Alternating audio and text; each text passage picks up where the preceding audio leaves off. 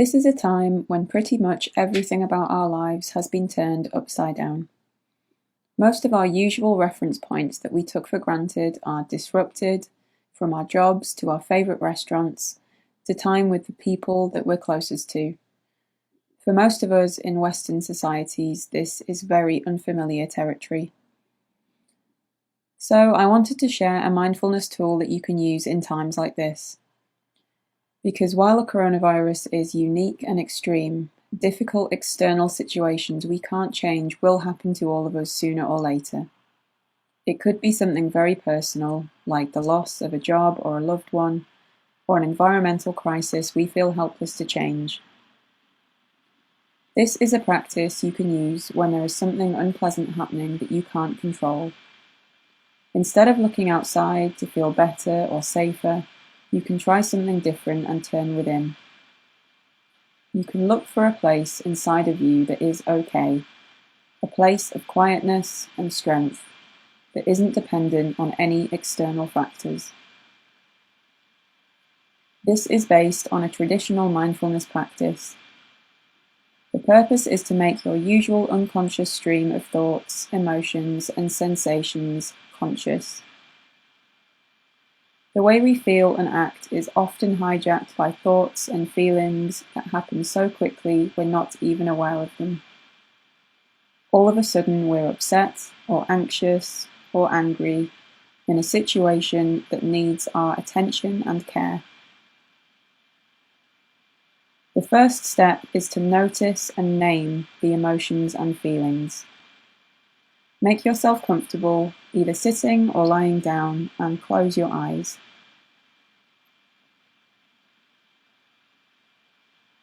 Let your attention gently scan your body for physical sensations like cold or heat, or tightness or relaxation.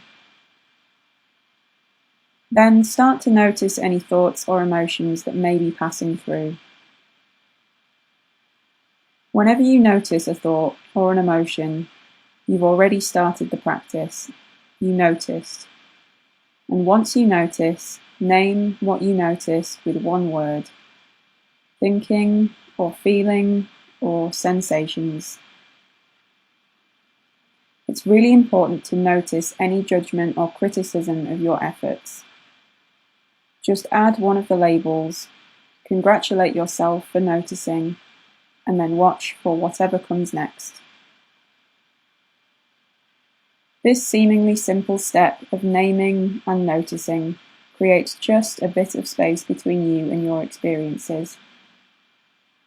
You notice that thoughts and emotions begin, and if you let them be, they end. And you create a place where you can choose to follow them or not. The next step is to do your best to notice and name all thoughts as just thoughts, and all emotions as just emotions. A thought about forgetting to pick up dinner on the way home, and a thought about your loss of income during the pandemic are just noticed and named. They're both just thoughts that come from somewhere and then disappear again. Or if you remember the irritation at your partner not letting you know they'd be home late, is treated just the same as feeling lonely because you can't see your family. They're both just emotions that come from somewhere and then disappear again. So what good does this practice do? It will help you notice the acts of thinking and feeling themselves, instead of the content of individual thoughts and feelings. Thoughts and feelings of all sizes and shapes, from mild to overwhelming, come and go. Try it. You may find it a relief to see that the hundreds of thoughts you have each day are just one thing: thinking. This next step is hidden in the first two. When you notice and name and do your best to treat all your thoughts and emotions the same, you begin to sense a part of you that is not in the thought. It is aware of your experiences, able to witness them, but not caught up in them. There is a place of clear, compassionate witnessing of everything that's happening. If you're someone who is sometimes overcome by troubling thoughts and emotions, this really is a relief. With a bit of practice, this witnessing awareness becomes more familiar and has a kind of draw to it. There's a calm and peace to this place that is aware of your thoughts and feelings, but isn't part of them. This practice can help you in challenging times. The first step will show you how to have a lighter touch on your thoughts and feelings, to let them move rather than holding on too tight, and the second brings you into connection with a quiet, always present space of calm inside you that can be your oasis in hard times.